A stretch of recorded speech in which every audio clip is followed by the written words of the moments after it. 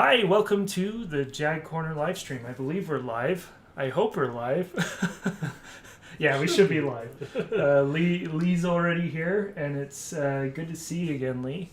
And thanks for posting on the Jaguar fans page. I don't even think about posting our stuff on other people's platforms. I guess I should be posting in like Atari Age or something, but I just figured that most people who wanted to watch would just get on our feed anyways, those who would be interested anyways. So, but anyways, I'm Will Thorpe for those who are new, and this is my brother Bryce, my co-host. And today we're gonna talk Atari and retro stuff, and we are actually gonna do some Jag Dev today, just a little bit, because of a few things that have happened this week. So first, let's just go through some of the posts on our feed, and I'm just going to be looking at the Twitter feed here. And Bryce, if you want to pipe up and talk about something, you're more than welcome to do that. There's our stream, obviously. Most people who watch this are probably already aware of Shinto's Game by Game podcast for the Atari Jaguar. Have you listened to any of those? No. Before? They're really good. Like, he spends a lot of time on the production. Great intro, very nostalgic intro and stuff, and he digs through interviews. Then he gets people's opinions on the games, and he compiles those, so those are really interesting and stuff like that. He does a really good breakdown of the history behind the game and the marketing and everything behind it, and then he talks about current opinions versus past opinions. It's really good. Put some work in it. But I haven't listened to this latest one for Super Burnout yet. I am excited to listen to this one because Super Burnout was an exclusive to the Jaguar, and so I'm sure there's some interesting stuff there. Let's see here. Atari Age is getting their Retro HQ SD card readers in for both the Atari Lynx and the Jaguar. Some slightly bad news on the game drives for the Jaguar. Apparently it's a small batch, and he won't get another batch for another 2 weeks. And the reason why I say that's bad news is people are chomping at the bit for this thing. Like in the forum thread, there's always people like, I've been on the list for like 3 years, like, this pseudo anger, over something that it really isn't that important. But I can understand the frustration, right? And so the reason why I want to bring this up is to help people have better expectations that it's going to trickle in. You'll get one eventually, though, especially if it's going through Atari Age, because Albert over Atari Age, one of his things is making sure that whatever he sells, you can always get. So in fact, I believe there's only 1 or 2 items in his entire shop that are licensed to a limited amount. Like, he's been pretty good about making sure that whatever he sells, it'll always be available, as long as he's alive, anyways. So the supplies are available to make it. Yeah. There's obviously limits to what I'm saying, but even then, I'm sure there might be a workaround at some point. Anyway. Yeah. So if you're looking for some to play your games on SD card or whatever, there's options now for the Jag, which is awesome. This is another, because emulation's so bad on the Jag, something like this is even more valuable, because first of all, collectors, they would rather not play their actual carts. They'd rather have an SD card than have their plastic on the shelf, but be able to play their games with an SD card reader, so they don't have to ruin their original games or unbox games. That's an interesting question. Huh. So what if in the future we don't actually, we make the cart, the shell? Yeah. We don't actually make the board that slots into the system anymore. We just provide a ROM, and maybe it's just... And just sell in plastic. Yeah. And packaging, right? Yeah. For the game. That's interesting. I wonder if people would go for that. Because if that's the case, it's like, well, I've got the box, I've got the cart. Yeah. The cart, but you don't have the data in a solid form. Yeah. Right? But you do on your SD card. Yeah. I don't know. It is a weird thing.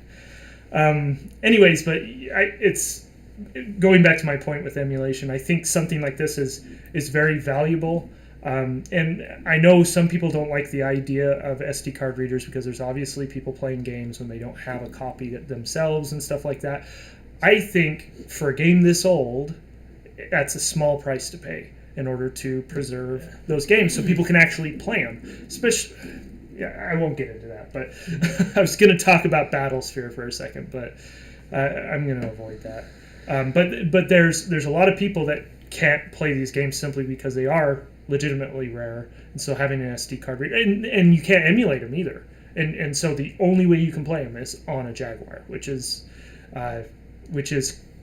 cool for a collector, but really unfortunate for people who don't want to collect, and so who actually want to experience the game as it was intended on some level, you know. Yeah, hopefully they get some more work done with the FPGA stuff. Yeah. Oh yeah, I need to put a note down to make sure I need to look into that and see if there's been any progress on the Jaguar side. It's been at least 6 months since I've looked at that. So, okay, moving on. What do we have? So Lawrence Stavely, for those who don't know who that is, he's one of the guys over at Reboot. He says, given the old website spruce up, ready for the impending releases. No more hacking up new news entries in Notepad++ for me. So he did a revamp on the website.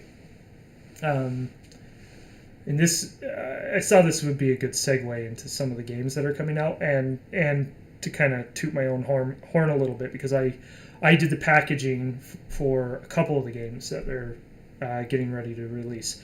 Not Brains and Bronze, or Brawn and Brains versus Brains. They did that on purpose. No, they did. Coming soon. Brawn and Brains is a new collection of fun games for the Atari. I can't remember if we talked about this before, but for those who haven't heard, Brawn and Brains is a collection of fun games for the Atari Jaguar featuring Dragon Keep, which is done by Reboot, Tiles, which is done by Sporadic Soft, and Tiles is an old game that's been out for over 10 years, I'm pretty sure. But 1 second, I'm going to adjust my audio here. And then Do the Same, which is another old game by Matmuk and Jaguar. They're releasing them. I think those did have, with the exception of Dragon Keep, I'm pretty sure all those games had official releases back in the day. Only on CD, I'm pretty sure. But now they're actually getting a cartridge physical release, and it's pretty high value because you're getting 3 games in one cart. This seems to be the year of compilation cartridges releases, and with our game next year, that will continue on. Yeah. So yeah, there's that game. You can go see the trailer for yourself. I guess I'll scrub through it here really quick, just so we can take a look at the games. So Brawn and Brains, Dragon Keep. So Dragon Keep is based off of, doesn't this? Yeah, this has footage. So Dragon Keep is based off of an old 7800 or 2600 game. Maybe Lee could tell us. I'm not familiar with that one myself. I know it was on one of the older Atari consoles, or it might have been an arcade game at some point. I'm not personally familiar with it, but from somebody in the forums was mentioning that it was based off of an older game. So it's basically the same game with some pretty nice graphics. I actually really like the graphics on this one. So they got a good artist to work on this. It looks like, based on the background, it looks like the same artist that's working on that. Gosh, I can't remember what it's called. They're working on another game where you're the spaceship and it has the gravity and stuff. It's kind of like Oids on the ST. It's similar to that. He did the graphics for that too. And then Tiles is a puzzler. It's just it's the same color. I think you remove colors or you match them up somehow. I actually haven't played this one yet, so I'm looking forward to buying a copy of this game to play these games. So I'm pretty sure we could download this and play this. I'm pretty sure there's a open ROM available for that. RGC, and then the last game is Do the Same, which is another puzzler. So I've played this one. It's actually really good. It's just a rotation puzzle game. It's fun though. Some weird backgrounds. If I remember right, it has pretty good music too. I don't know if they're playing the music here or not. Yeah. Anyways, cool. And then So he has some of my artwork here. It's kind of low resolution. I don't know why. So Rebooted is one that's coming out here soon, and that is a compilation of some of their older games, which is Downfall and Full Rocketeer, Full Circle Rocketeer, Kobayashi Maru, Beabriss, and Expressway, their freeway clone. I can't believe I remembered all those. But anyways, I did the box art for that, and I'm really happy about that. I'm really excited to hold that in my hand. So we've been working on the artwork and everything for a while. Not necessarily on Reboot, but on Last Strike, which he should hopefully have a post for that here. Oh yeah, he did have a post up here. It's this. And he's not showing the box art here, but you'll see the box art. I think it's on the Atari Age forums if you want to go check that out. But anyways, cool. So that's Reboot. We already talked about the Lynx cartridge. There's a great picture of somebody with Jaguar helmet. So there's some interesting comments down here too. Not Yet Dragon Keep was based on a 2600 game Dragonfire. The rebooted artwork is mint. Great work. Thanks, Lee. We'll not get into the comments. There's some fun comments there. But so a new demo was released for the Lynx called Lynx Blast, I think. Yes, and it's another Bomberman game. So we have 2 Bomberman games coming out. For the Lynx? For the Lynx. One is Bomber Cats. Have you? I don't think I've seen that one Let me either. pull that up really quick. Bomber Cats. Itch. Dial. Samurai Bomber Cats? I think I had the same thought at some point. No, it's Atari Cats, right? Bomber Cats. Anyways, it looks really good. I don't know if you can see that too well. I can't maximize these pictures. I think I have seen that. So, but it has multiplayer. It looks like it's going to be up to 4 players. I think, if I remember right, let me go to It's Lynx Blast Sport 8. I think it does. I was just going to take that. Okay, so with the current situation, it was impossible to do large-scale testing. Thus, I cannot guarantee that it works for more than 5 players. So, apparently it does go up to at least 8. So, is that the cap for the Lynx? Is 8? I think so. Gosh, it seems like they touted like 16. At some point. The game supports it.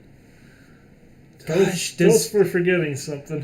Yeah, Lee, is it 8 or 16 players is the cap? I know the Jaguar, the JagLink, the limit is 16, I'm pretty sure on that one. Aren't they based on the same tech? Yeah, I'm sure it's some sort of serial, just a standard baud rate thing. But anyways. So there's 2 Bomberman games coming out, or Bomberman clones for the Lynx, which I know a lot of people, like in the threads, they're like, finally, we're getting this. This should have been a no-brainer back in the day, because Bomberman was a thing back in the day when that came out. So, when the Lynx came out anyways. But,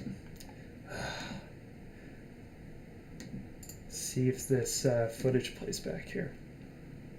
He's playing on an original Lynx. Can you guys see the sprite? Let me make it full screen. Yeah, so it's a Bomberman clone.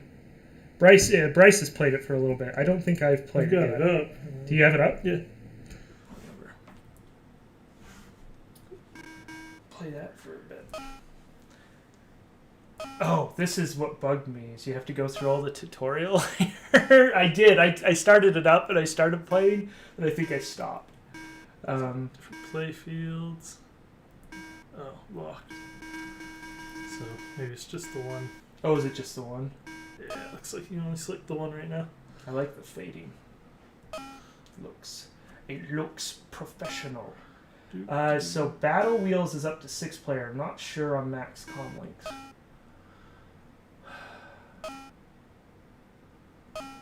Six players, Battle Wheels. There. 6 could go.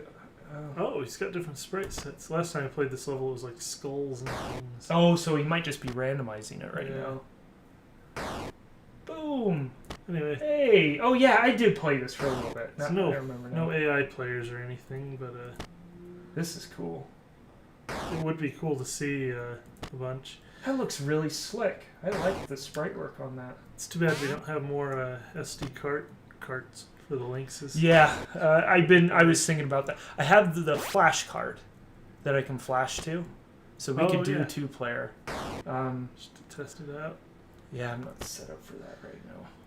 Or I'd say we give it a try right now, but oh yeah, that's like, I like the way that looks. I wonder if he's using that 16 color palette everybody uses nowadays. What's it called? Oh gosh, it has a cool name. 16 color palette. That was pointless. Wad's Optimum 16 color palette. Dawnbringer, the Dawnbringer palette. That's what this kind of looks like to me. I don't know if he mathematically or what, but he took a full color circle essentially, a 24-bit color circle, and derived the most optimal 16 color version of that color circle essentially. And so it's kind of interesting. And then he has other scientific leanings in the color circle for certain colors, like there's a few more greens because our eyes have a hard time registering, or blues because our eyes have a hard time registering blues or something like that. Can't remember. But anyways, yep, it's cool stuff.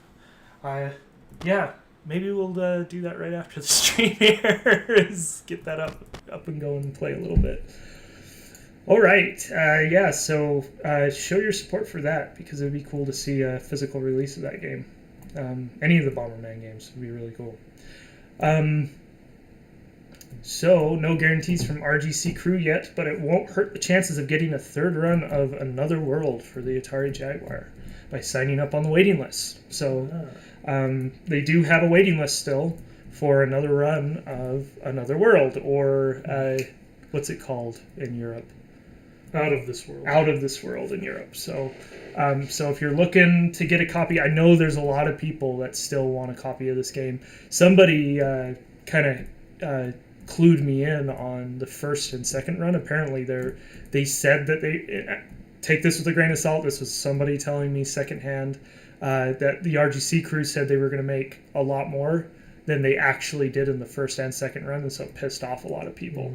And so, like, the guy who was talking to me, he's like, no, screw it, I'm not even going to try to get it anymore. So, and he has every right to do that, but I think it's kind of dumb, because even though the way they're producing and releasing them might not be ideal, the fact that they're doing it is a blessing to me. And so it's hard to complain about something that probably shouldn't exist in the first place. And it's a fun game. It's a really good version too. We played it on the Jag when I first got it.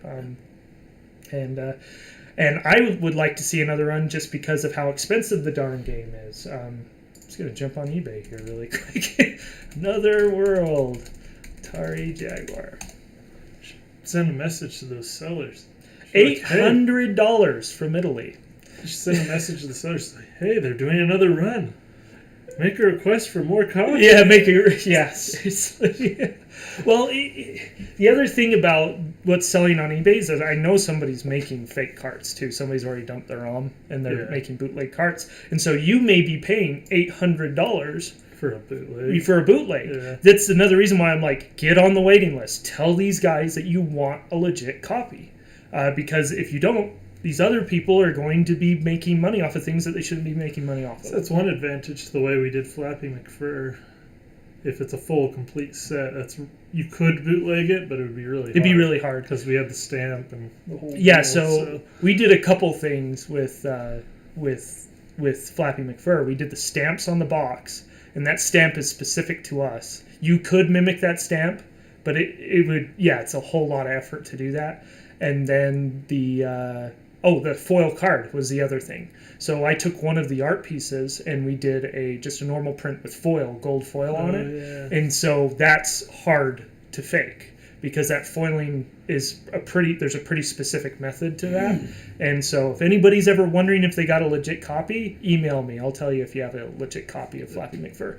I haven't seen a ROM for Flappy McFur yet online. I keep an eye to see if it's been bootlegged. And nobody's dumped it yet. And this is the double-edged sword of having a limited release. Is a lot of the collectors that get it don't want to ruin the label to dump the game, because you have to ruin the label to dump the game. So, anyways, so can you find it? Find it. You're looking up a bootleg? Yeah, I'm trying to find it. I haven't found it yet. Let me know if you find it. But yeah, get up on the waiting list. We only have one copy of Another World. I don't care to have another copy. I'm just not that kind of person. I don't like buying two things and scalping my second copy. I don't feel good if I do that. Todd's Adventures in Slime World is up to 8 players. Looks like that the most players in a commercially released Lynx game. That's awesome.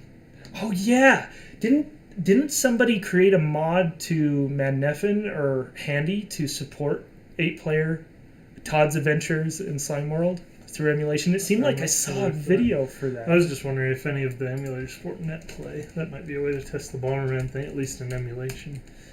Adventures in Slime World multiplayer. I could have sworn there was I may be thinking of another game.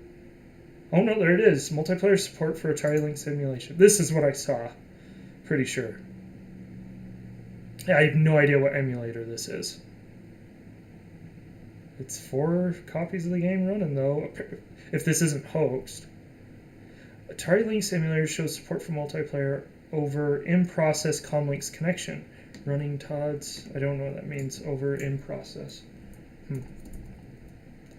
It's running slow because it's all in the same process, it looks like.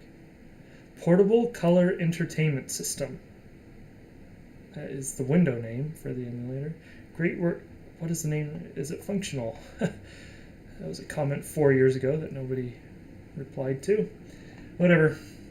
But yeah, there it is. 4-player in an emulator, apparently. So it's running really slow because I think it's all the same process somehow. Makes you wonder if outside of the developers themselves, maybe even in the development, if anybody has ever played that 8-player, yeah, seriously. on actual hardware. Well, it's like Battlesphere, right? It's because the game is so inaccessible. The only people, if they even did it, that have played 16-player Battlesphere was the guys that developed Battlesphere. But here's the thing.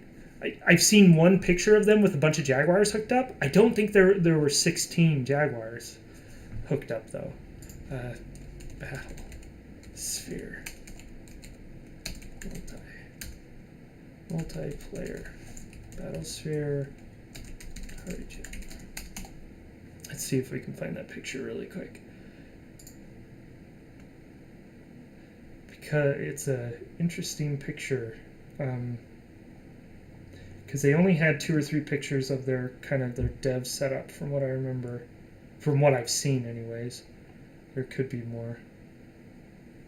I am not seeing it here, though. Yeah, no, I agree with you. I think, especially, well, here's the thing: Todd's Adventures in Slime World is it's a pretty fun game once you figure out what you're doing. So I can imagine that one happening. People playing multiplayer with that. I know at European JagFest, they always do checkered flag multiplayer, which I think is 6 players, if I remember right. Lee can help us out with that. They always do a checkered flag competition for checkered flag on the Atari Lynx. Oh, yeah, because that one sports up to 8. Yeah, 4. It's quite a few. It's several. And I would imagine at JagFest, at one of these JagFests, at one of these years, they've done Battle Wheels and Todd's Adventures in Slime World. I'm sure they've done those 2 games. So they've probably done Battle Wheels because you can turn that into a competition. So have you seen this Jag fan blog? It's like an old school blog, but it keeps it up to date. His last post was in July 8th this year. No, I haven't. It's a French one, so I'm translating it, but he posted this video. Oh, there's rings. Yeah, I hadn't seen this one yet. That's Dr. Typo. Cool. He's the guy who did Tube SE and stuff like that. So It's fun. Voxel game, Dragon Keep. Oh, hey. There's my artwork. he's pulling it from Atari Age. It's posted on Atari Age, so it's just cool to see an old school style blog. Yeah, that's cool. Yeah, I didn't know that existed. This came up in my flap. I wonder why his posts aren't coming up in Google's newsfeed. I don't know. I was looking for Flappy McFur ROM, and this came up on the second page. Oh, really? Yeah. Maybe he has it posted. Because he had an article about the... Gosh, his back is broken. The back button on his website doesn't work. Oh, really? How does that work? Gosh. Oh, that's weird. Back to it. Oh, where is it? Anyway, it had an article about the Crescent Memories. Anyway. Oh, cool. Yeah, I don't. Oh, Yeah, there it is. What's the date on that? There. What's that? January 18th, 2019. I think that's when we first announced it. So cool. Kind of fun. Yeah. He's the French community there, Jag community. Well, no Flappy McFur ROM yet, guys. And I might be stoking a flame by just talking about it, but somebody's gonna be like, "Well, I'm gonna rip your label up and dump it now." Go ahead. We'll be releasing again to those who want to actually support the community. Okay, let's see here. September 1st, Audinexus. That's probably how you say it. And this was announced a while ago, but it's another homebrew for the Atari Lynx. It's a shooter. I think he has a demo for this, too, if you want to check it out. Really good game. One, didn't we? Yeah. Oh, maybe it was a while ago. It could have been a while Looks ago. familiar, though. But anyways, they're going... Oh, the reason why I think we did talk about this a while ago. But the reason why I posted it again is that they announced that they're going to do a physical release. Oh, so cool. So that's good news. It looks like a really cool game. Have you played oh gosh, what's it called? It's on the links. Why can't I remember? They just did a physical. Yes, Checkered Flag is up to 6 players. Yep. Cool. It seems like they do that at every European JagFest. There's always a picture that comes out of them playing Checkered Flag on the links. I don't think I've ever played that one on the links, even in emulation.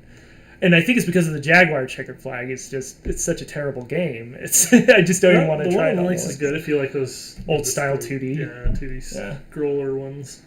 It's pretty fun. Gosh, why can't I remember? I can remember the name of the company, Super Fighter Team. It's the side scroller shooter that came out that has like the Sonic-like character. What's that called? Anyways, it's good to see cool side scroller shooters, like really well done. I love the Zaku, that's what it is. Yeah. Look at the website here. It's cool to see these really high quality 8-bit games coming out for the Lynx. That was pretty fun, the demo I played on. Yeah. I got a copy of the game. Maybe it was the full version. I was on the waiting list for years, and they finally did a release, and then they announced they'll never do it again. So that game's actually become valuable. Yeah, so... These are the guys who did Sango Fighter way back in the day, huh? Sango? What? I'm pretty sure this is an old one. On DOS. On DOS? It's an old DOS game. I remember playing this back then. Did they just port it, or did they actually... Is that the DOS? 2010. No, I must be thinking of something else that maybe they're using for inspiration. There was an old fighter game on DOS that was like Street Fighter. I could have swore it was Sango Fighter. It might have been something else. Anyway. Huh. No, they've put out some really... Oh, for DOS and Windows. Right there. Yeah. Huh. They've... I don't know. I'm not too familiar with what they've done, but what... Oh, wow. They did the Android Commander Keen and Keen Dreams. I thought that was an official release. I wonder if they licensed with it or something. They would on that. have had to have. I would imagine. Because I've heard that's a really good port. Anyways, whatever they put out is usually really good quality. Wish they'd put out more Lynx games. So, be nice. And for all I know, some of the guys on the Lynx forum on Atari Age are the guys who worked on Zaku. And that's kind of a good segue into what we're going to now. A gentleman called Kurt Vandell recently passed away, and I actually didn't know this guy by name, but he was on the forums. Like, I recognize his avatar. It's this really cool avatar. Let me see if I can find it here really quick.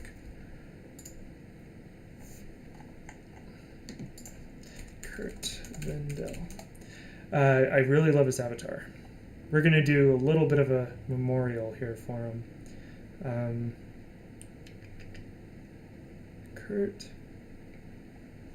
If I can find his actual... okay, Albert's post probably has... So.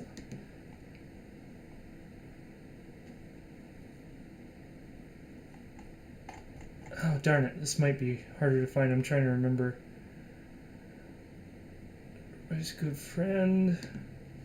Somebody posted his Atari Age name. And anyways, his avatar is a guy reaching into an Atari 400, like a car, and like, doing stuff. It's a really cool picture. I love it. I wish I could find it here. This is just awful. Gonna miss you. Let's do this. One more look. Search Kurt Vendel Atari Age. Aha. Here's something interesting. There it is. Here it is. Oh, darn it. It's really small. See if I can get it up bigger. It's really cool. I think that's an Atari 400. It kind of looks like an Atari 400. Nice. I think it's an Atari. Or is that yeah, that's an Atari, right?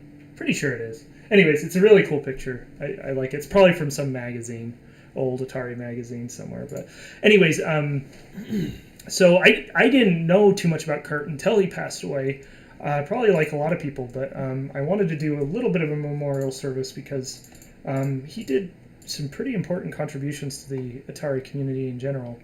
I was just doing some quick searches on Google, and I wanted to read this. Over the last 15 years, and I don't know what that's relative to, it's probably sometime in the 90s, this is something he wrote. I have actively participated in the Atari community in one way or another. In 1983, I got a hold of a Carnival BBS and totally wrote it from the ground up and ran the Star Trek BBS in New York City until 1986 when it changed to the Earth Access Center for Atari Information and Archives until around late 1988 or early 1989 when it was shut down. When I shut it down. In spring of 1985, I was elected to run the Staten Island Atari Users Group and also participated in the Brooklyn Atari Users Group as well. It sounds like he's on the East Coast.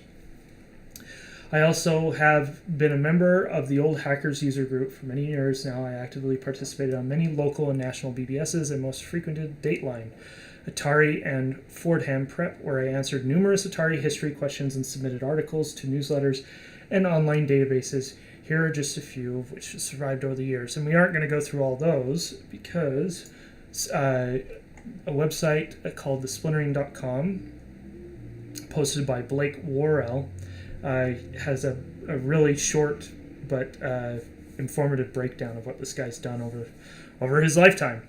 Kurt Vendel, Atari historian and founder of the Atari History Museum, has passed away on the 30th of August. I think that was Sunday. Yeah. Yep. It was Sunday or Saturday? It was Sunday? It was Saturday. Was it Saturday? Yeah. Oh, no, it was Sunday. August 30th at the age of 53. Vendel's passion for Atari began in his teenage years when he collected games, engineering logs, schematics, drawings, and technical materials from former Atari employees. So I'm making assumptions here, but it seems like he was actively reaching out to former Atari employees to see what he could just gather up before it got thrown away. He was also known to have dug through the dumpsters at Atari's California properties in search of discarded historical treasures. So this guy was way into it, and he probably saved a lot of stuff that would have just disappeared in a landfill. In 1988, Vendel founded the Atari History Museum, which contains a massive archive of all things Atari. He also wrote Atari Inc. Business is Fun alongside Marty Goldberg and helped to make the first two iterations of the Atari flashback console a reality. So he was in charge of bringing the 2600 and stuff back to full view, which I'm sure had a direct effect at where Atari is now with the VCS and everything like that, even though he's not an Atari employee. And so pretty important. Not only did Vendel's work preserve a great deal of history from gaming's early development, but but dedication and enthusiasm helped bridge the gap between old school Atari fans and a new generation who are just now discovering the games of yesteryears. Our condolences. So, anyways, I think I just remembered. I think I have talked to him once when I was looking for schematics for the Panther console for when I was doing my Atari propaganda book. Because I was just looking for reference for the one, I did one Panther drawing. Let me bring it up.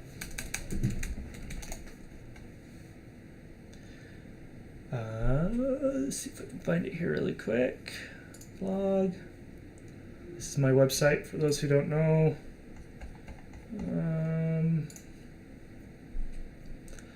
So there's one drawing I did for the Panther in my collection. Did I miss it?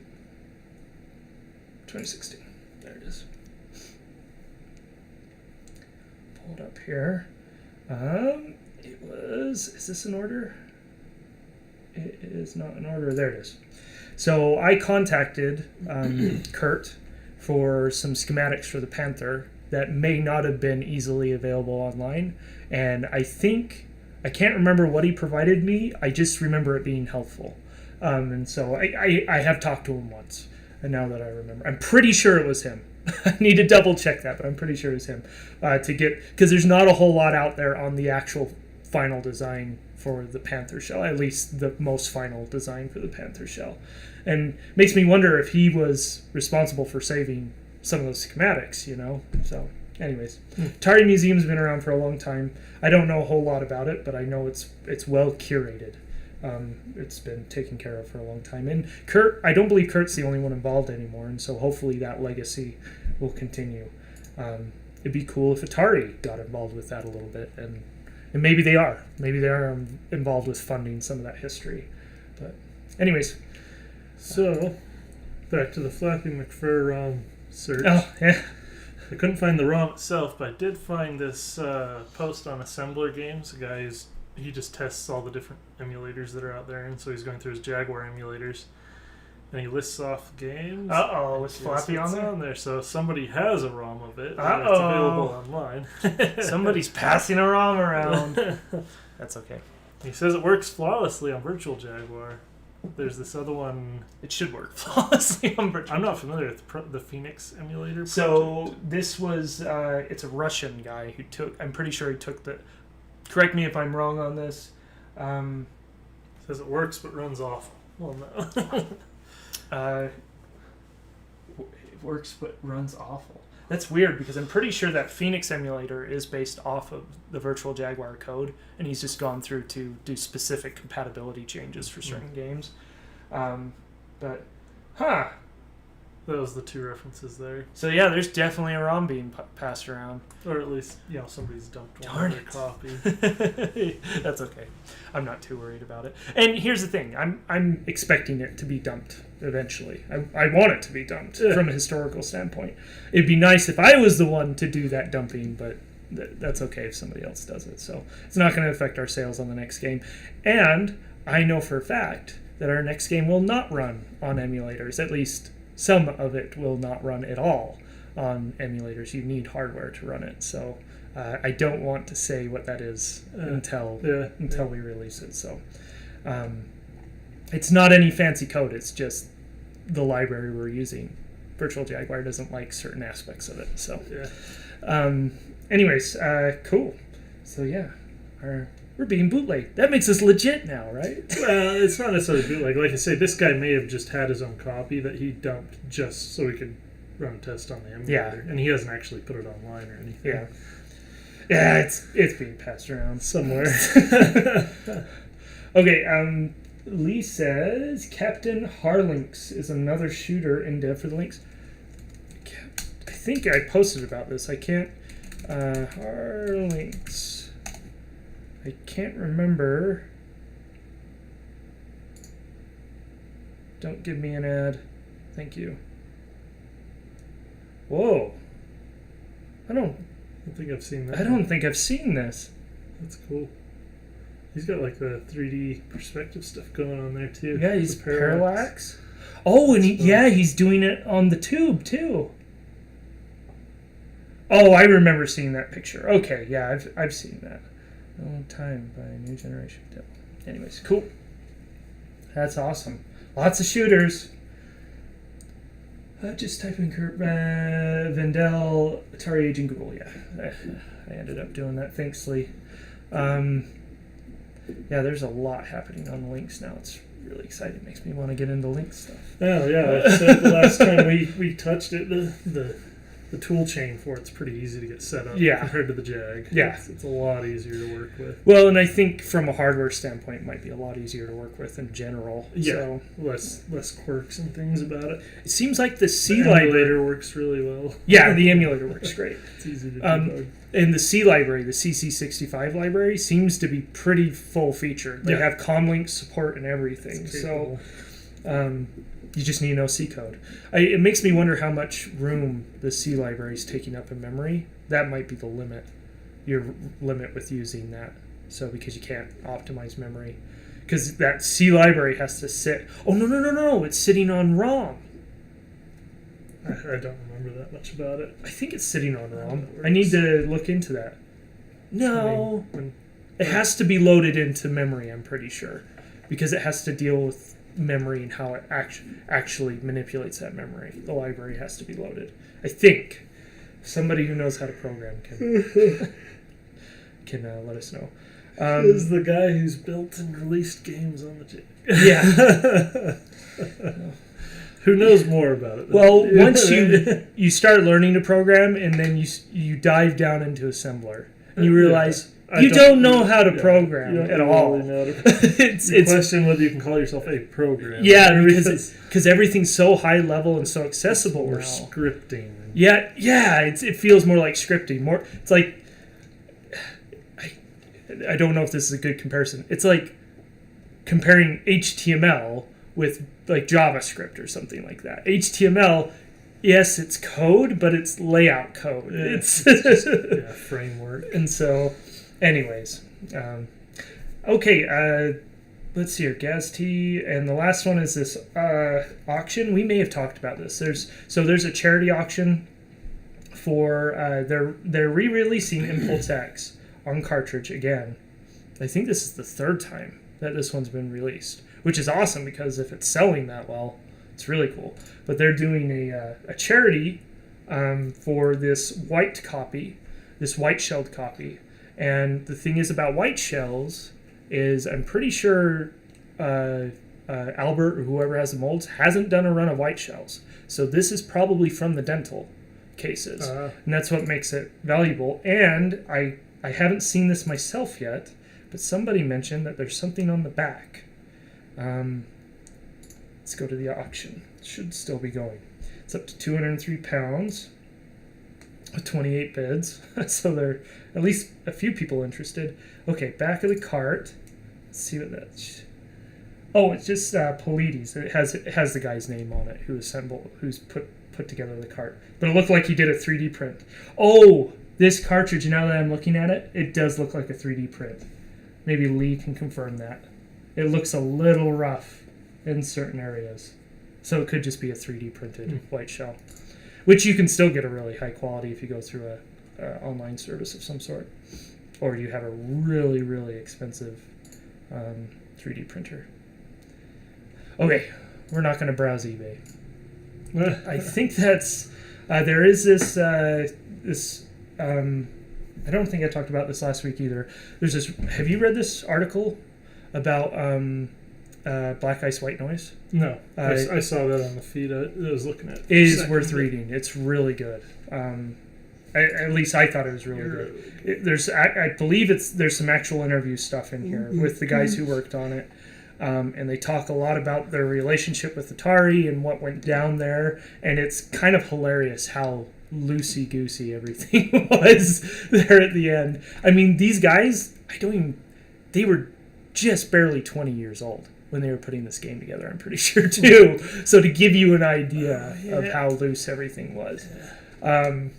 They could have been a little bit older, but it seemed like they were in their 20s. I think 20s. I remember reading something about that when we were downloading the the CD images and testing those out back in the day. It seemed like they mentioned something about how young they were. They're just super young. And I think there is an old taped interview from back then of the guys working on it. So anyways, I don't know if they were actually paid anything at the end of the day. Seems like they weren't paid, but let's do it quick. Paid. It's paid to internal money.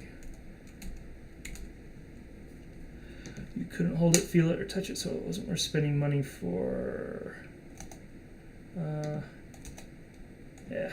Anyways, seems like they weren't paid, but it's possible I'm wrong on that. The last time I read it was I read this article when it first came out, which was a few months ago, but definitely worth reading if you haven't read it yet. Great piece of Atari Jaguar history. Really good. Oh, there is one more thing we have to look at. Because Clint Thompson's pretty awesome. And you can't hear it, Bryce, so you'll have to watch this later on, but this is really cool. Go full screen on it. We won't play the whole thing here, and hopefully Clint doesn't flag us for copyright. Yeah. Oh, I saw this the other day. Oh, did you? Yeah. Okay. Are you subscribed to him, or did I? No, it just showed up somewhere. I wonder if it's connecting what I like with your feeds or something. Anyways, it's a pretty cool song too. It's a little repetitive. It's a little short, I should say, but it's cool, the little effects you can do with it and everything. And it's a completely touch interface. Like there's nothing. I imagine there's a little bit of feeling between the keys because of the vinyl or whatever. That's how those work. They had like little gaps. Yeah, so you could kind of bumps, feel it. Yeah. But anyways, this is really cool. Anyways, we won't watch the whole thing. But Clint is always doing something interesting on his social media channels. Okay, did I skipped over those. Let me jump back to these really quick. We did kind of talk about this. Last Strike and Rebooted, I think this coming week, sometime during this coming week, will be up for pre-order. So, on Atari Age. And it looks like something with Xenon, too. Reissue of Xenon 2 with updated boxes, manuals, and labels. Does he have pictures of that? I don't know if he does. Jaguar, I want to see that if he does. Games. Probably on the last page. Maybe. Oh, that looks like the same box in his marketing stuff. He's probably just hasn't updated it yet. But this means he relicensed with the Bitmap Brothers for another run. Because he had to license this from the Bitmap Brothers. This is cool that he's doing this again. That means he sold out. That's awesome too. I think it seemed like he licensed a couple hundred on that. I can't remember exactly, but there is one more thing here with Songbirds before, and I know we're already coming up on an hour, but the JagDev stuff shouldn't take too long.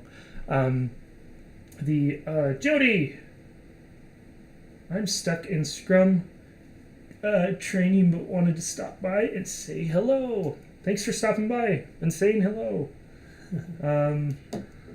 Yeah, glad you showed up. You play any Atari today or this last week? Let us know. Or has it been all work and no play? So I kind of talked about Songbird releasing Battle Morph on a previous stream, but he has 2 games here for the links that he'll be releasing. Not one of them isn't a game, I don't think. It might be. Not sure. What are they? In the meantime, good news, CGE 5th Redux and Alpine Games. That's what it is. Alpine Games bonus card are now available. I don't know what the Alpine Games bonus card is. I haven't played that one. Or the CGE 5th Redux, now that I'm thinking about it. I think the CGE 5th Redux is just a slideshow, I'm pretty sure,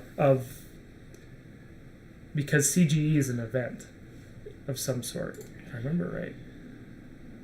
Let's see if there's anything on the page here. Limited edition cartridge, barrel jumping mini game plus many demos. Includes cartridge. Oh, so it's a compilation card of some sort. Oh, look at that. That looks cool. Yeah, I haven't seen any of these. That's awesome. Huh. Cool. I might have to get that.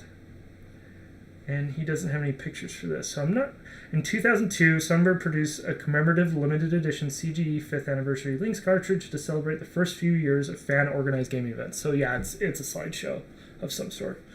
It seemed like somebody produced a... this might be for the Jag. There's a drag and drop solution to create your own slideshow ROMs, essentially. I think I remember you talking So about that. I know they have them for the Jag. I think there is one for the Lynx too, as well. So, and I think it does high color. So as long as you convert your image, the flickery, yeah, it does the flicker color thing. stuff. So, which is really cool. Okay, cool. Let's jump over to some Jag dev. So a little bit of background, since we're running out of time. I'll keep this as short as possible. On the Atari Age threads, in the programming forums,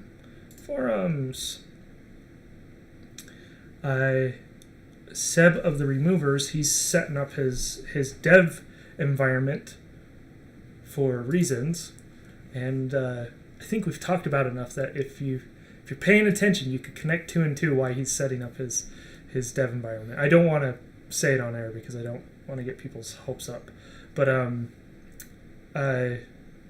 programming, I am here. Yes. So on the RMAC and RLN thread, they've been troubleshooting a bunch of stuff here, and so something that's been keeping the Removers library from being easily built is that the MadMac, there hasn't been a good alternative to the MadMac assembler, which the source code for the MadMac assembler you can't build easily on a modern platform anymore. And so over the last few months, we've been working with GGN and Seamus and a few other people that are maintaining RMAC and RLN to getting it to a point where we can build the Removers library on a modern platform. And we got there a few months ago. And Seb has gotten involved, and so there's been more bug testing, and they almost have RMAC to a point where there's no more issues anymore. In fact, all you need to do is apply a patch and you're good to go, which is really cool. That was not possible before. So a few months ago, I made a script that makes deploying a Jag dev environment with the Removers library a one-click solution, basically. It's not a one-click solution, but comparatively, it's a one-click solution. Mm-hmm. It's pretty easy. So I'm going to walk everybody through that right now. So this is dev, but it's more of a tutorial than dev right now. So if you go to GitHub, you can just search Google Ubuntu rmvlib, and you'll probably find this install scripts. But my username there is Laconius on GitHub, and that's the repository there. I think the address is showing up. Yes, it is. So you can just type in the address there. I have a full breakdown to what this script does and everything it installs, and what you need to know to build your first Jaguar program. And I encourage you to take the time to read through this if you're interested. There's a lot more information in there to help you over other possible roadblocks you might run into. But this tutorial should get you started. So I'm just going to download the zip file here. You can also pull it with Git if you're familiar with that. But we're just going to get the zip file to begin with. And I probably should have downloaded this beforehand. That's okay. Let's just do this. Extract here. Extract the zip folder, and you'll see that we have a few scripts here. We have a remover lib install, uninstall, and update script. The one we'll be working with is the rmvlib install script. Just so you know, the uninstall script completely wipes out the folder that installs the entire tool chain, so don't work with your projects inside that folder if you're planning on removing the tool chain. And then the remover lib update script, it just deletes the source files for the tools inside of that Jaguar folder. So if you are working in that folder for whatever reason, it won't erase your programs. And it will add any other assets that I feel are necessary for somebody who's working on the tool chain. And then this final script, additional tools, will install Virtual Jaguar, JCP, Virtual Jaguar is the emulator, so you can dev it all in one place. You don't need a skunk board. But then it installs JCP, so you can use the skunk board. And then it downloads LZ77, which is used for compressing your graphics in the removers library. And the last one is the Jaguar image converter, which I might do future tutorial videos on how to use that stuff. And so we'll run through that script here as well. But let's go ahead and run the script. So what you need to do is open up a terminal, and I'm running Kubuntu right now, but this should work on any Ubuntu installation that has access to the repositories, to the Ubuntu repositories. All that means is that there's a big cache of software that it can pull from the internet automatically. The script relies on that, and so if you don't have access to that, the script isn't going to work out of the box. You can still do it, but we may go over that some other time. And to run the script is easy. You just sh /rmvlib install. Run that.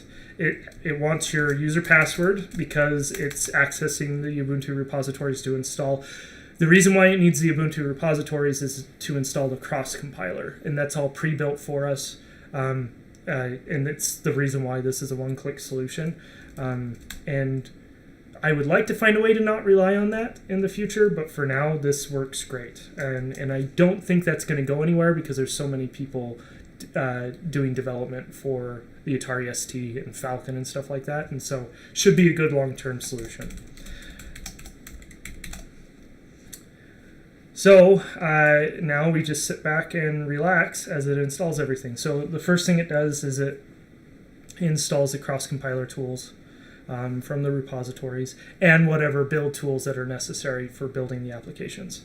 Then it downloads RMAC and RLN from their GitHub repositories, and then JLibC, which is part of the removers library and the removers library. It's building, and then it's really fast after that. So, but just to walk through this for anybody who's curious, just really fast, see if I can get up here to the top. After it downloads RMAC, RLN, JLibC, and the removers library, it builds all those programs and installs that to a specific location. And if you want to jump into the script and set up a different location for this, it's a bit hard right now. I may adjust my script in the future to allow you to customize your install location, but right now it just installs to your home folder in Linux, to a Jaguar folder. So everything's inside here. So if you don't get any errors, it should all be installed. There is one more thing you have to be aware of. It has to export certain environment variables for the make files in your program to work successfully, and I'll show you where that is here when we build the program. So to test out whether this worked or not, so we go to Jaguar, and you can see in the source folder there's all of our tools. Usually don't have to touch these once you've done it once, except to go check source code like in the removers lib to see what a function does. The library folder has all your header files for JLibC and the removers library, and then the lib has all the object files that actually get linked in the program when you build your program with or you link your program with RLN. So in the example programs under generic example, we have our files here, and I'm going to show you why those environment variables are really important. If we go to makefile config, we have some paths here, and you'll see this one right here. This is one of our environment variables, jag path. And so the script, it does set that up, but what you have to do is you either have to restart your computer or log out and log back in for that environment variable to show. So if you go directly here and try to make your program, it isn't going to work unless you type out the full file paths to these locations of RMAC, RLN, and your lib and include folders. So if you want to work that way with a static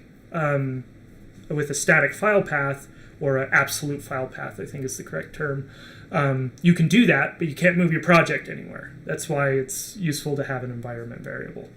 for this. Just a word of warning. And the other reason why I want to bring that up is all of Seb's example files. He has a bunch of example programs that you can download and build with the removers library. Those are not set up exactly like this example program.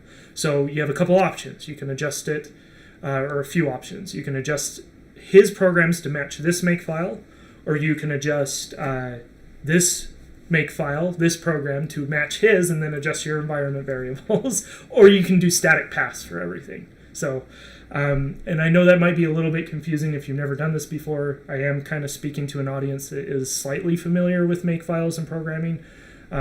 It's not too hard to wrap your head around once you start messing around with it.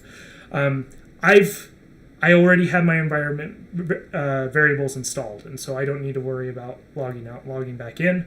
And so all we need to do is go here and in a terminal, making sure it's at the right location. Here at Jaguar, example programs, generic example, and type in make. And as long as it gets to that link complete, you have a finished program. Now to test that program, we need Virtual Jaguar, and I don't think I have that installed right now. So we're going to run that other script. I'm going to go back to our scripts here and run this additional tools install script. So I'm going to type in sh / to execute a file at our current location, additional tools install. It needs your password. So this first section just tells you where everything's come from, because I didn't build any of these tools. A lot of people put a lot of time into these tools to allow us to get to this point with setting up our environments this easily. If you consider this easy anyways. It's a lot easier than it used to be. I would love to do a video someday of how we used to do JagDev over the last 5 years. It was a nightmare to set up a development environment. It is like taking a shower after 10 days of not taking a shower. It is amazing. This is an amazing feeling to have what we have now. Anyways, that's probably a terrible analogy. Okay, so I'm going to type in my password because it needs access to the Ubuntu repositories for some of the packages it needs to build Virtual Jaguar specifically. It needs a few. And JCP. It needs a USB library so you can interface with the skunk board correctly. And this takes longer than the toolchain install script because building Virtual Jaguar takes a long time. But it downloads the latest version of Virtual Jaguar. So I'm crossing my fingers this works. I haven't run this script in a few months, so I'm hoping that there hasn't been updates that will break this. And if you are going to use this and you do run into problems that seem like an error because of an update, and you may not know, go ahead and send me an email. I also have a dedicated thread in the programming subforum in the Jaguar forum, so you can post there if you want to troubleshoot something with me. I'm more than willing to help. So it'll help me stay on top of the script, too, to make sure it's updated. Yeah. You can't build this with multiple threads. It has to be built with one thread, which is annoying.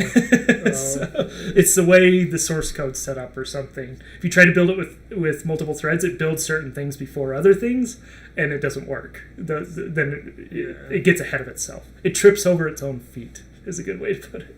So, I'm going to show them the USB UDEV rules. Oh, yeah. I'm pretty sure that's done. That's in your script now, huh? Yeah, I think it is. We can. We can't test that today. So this is a side note. It should be fixed now. I saw it in my script the other day. Yeah, it's in the script. It seemed like I was having issues with it though. Anyways, there's some UDEV rules set up so you don't have to type in your password every time you use a skunk board. Essentially, we set it up so you don't have to do that anymore. It's possible I need to go and review the script to make sure that's in place. It's possible it isn't at this point, so just keep in mind that if you're having trouble sending your program out to your skunk board, you need to type sudo then JCP and then send it out to the skunk board. So because it'll need your password. Anyways, so that's all set up, and there's one more thing we have to do because right now all of our binaries for our programs, and I'm almost done. This will just take a second. Under the bin folder. So they're all here right now, but we can't evoke them from the terminal. They are. Yeah, virtual Jaguar's right there. JCP's right there, and Jag. And I have these two scripts here for linking and unlinking these binaries to your user bin folder, so you can just type in virtual Jaguar down here and run your stuff from terminal. So all you have to do is do sh link binaries sh, then it's done. So now if we go back to our source folder, or our example programs, generic example, and we already built our program, which is right here, our coff file, and type in virtual Jaguar generic example.coff. It should run. There it's run. Something's a little weird with my resolution or something, that's why it isn't working. But you guys can probably hear the music.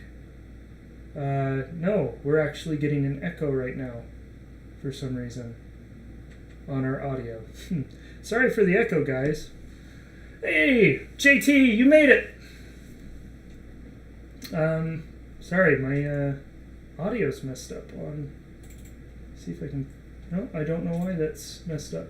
I'm going to mute that, though, so we can at least have a good outro. Anyways, this is the example program. It's nothing special. It plays a song, and there's some example code in there to work from. I would suggest starting here, if you haven't done, in this example program, I've tried to make my code as clear as possible and then move into Seb's examples. Some of Seb's examples are pretty clear, but some of them aren't so clear. And so start here if you've never done this before. And then move on into Seb's stuff and look at the documentation. Anyways, I think that's it. Is there anything you want to add to that? I just want to reemphasize that may have seemed complicated. It's not. It's pretty simple. Watch the video a few times. It's pretty simple to do. Do you have a write-up on that? Yeah, I do. So on the GitHub page, oh, that's true. Yeah. I have a complete... all the requirements. I have a walkthrough for the install, talk about the Jag path and everything, because that's something that I get caught on, so I don't want to forget. That's why I wrote it down. And then talking about the extra examples and stuff, updating, uninstalling, it's all here. Like I really went into detail on everything to make sure everything was covered. So yeah, I think that's it. Cool. Thanks for joining us for this week's live stream. We'll see you next week. I don't think there's anything that will keep us from streaming next week, so we'll be here next week. Don't forget to play some Atari games. We'd love to talk about what you're playing, and maybe we'll do another gaming live stream. We don't know yet, so we usually make that decision within a day of when we're going to live stream. Hey, what kind of live stream are we going to do? Yeah. I'm still thinking about doing just a VLM DJ too, and so of some sort. But yeah, anyways, thanks for joining us, and we will see you next week.